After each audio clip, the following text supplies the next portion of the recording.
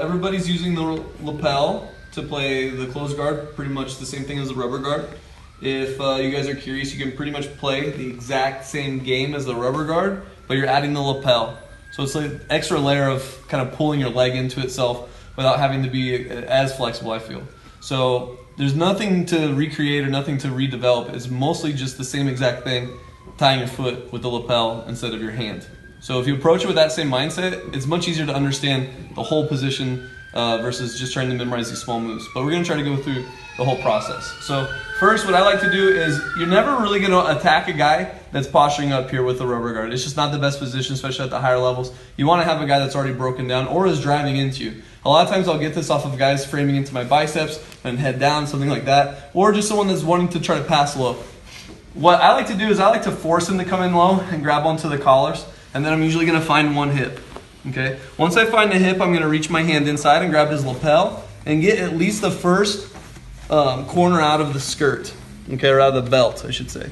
Once I get that first corner out, I'm usually good to go, and it'll be strong enough that I can use my leg from here. Some people are flexible or long enough that they can reach and they can make these grips, okay? Not everybody can do that. I usually can't, especially if a guy is framing on me. I usually can't reach to there. So what I like to do is I like to use my foot. And once I'm here and I have him broken down, I'm going to use my knee to come inside, and I'm going to push. Once I get his lapel all the way out of his belt, I'm going to just put my foot in for the rubber guard and pull it right over. Once I'm here, if the hand is already on the mat, I'm good to go. I'm going to trap and then start working from this position. Okay. Perfect. So again, as he's pushing in or framing in or passing low or whatever he's doing, I don't want to be flat. I want to find an angle and try to control the head, maybe control into the top of the gi. Okay, from here I try to keep my guard closed and keep his posture moving forward. From here, my right hand grabs onto the lapel. I'm going to pull up and out. Once I get the first corner of the gi out of the belt, I'm going to use my leg the rest of the way. So that way I'm not reaching the whole time with my arm. Okay, so I keep him broke down. I'm going to bring my foot inside. I'm going to push up and then chop my other leg in front. Once my other leg is in front, then I could just pull it and let go. So I don't have to keep that tension there the whole time. You don't have to be really flexible to do this. Okay, from here, if he's already framing, then now I just want to clear and get my hand over and collect the arm, trapping it to the mat.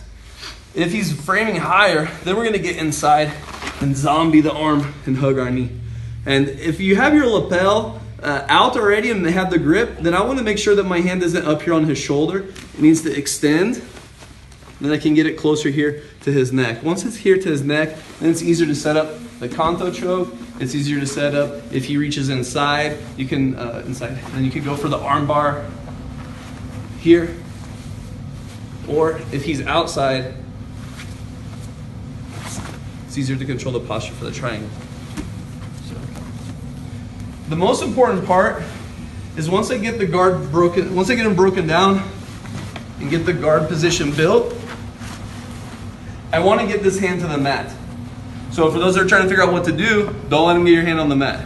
Okay, you should be framing, keeping your elbows tight, keeping this gap close. So that's my biggest goal, is to get to here. What a lot of times I'll do is I'll put my foot on the hip, pinch my thighs, and then lift. Okay, if I can lift up here, even if he's keeping his elbows tight as he can, there's usually going to be a gap. Then I can swim and get that arm trapped and isolated.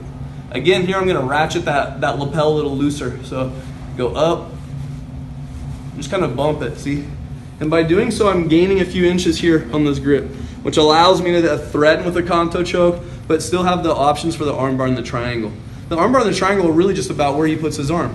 If he keeps it inside of my legs, then I'm going to try to work it across into like an armbar. If he tries to work a pass where he opens up my guard, then I'm going to come around, undoing the lapel and go for the triangle.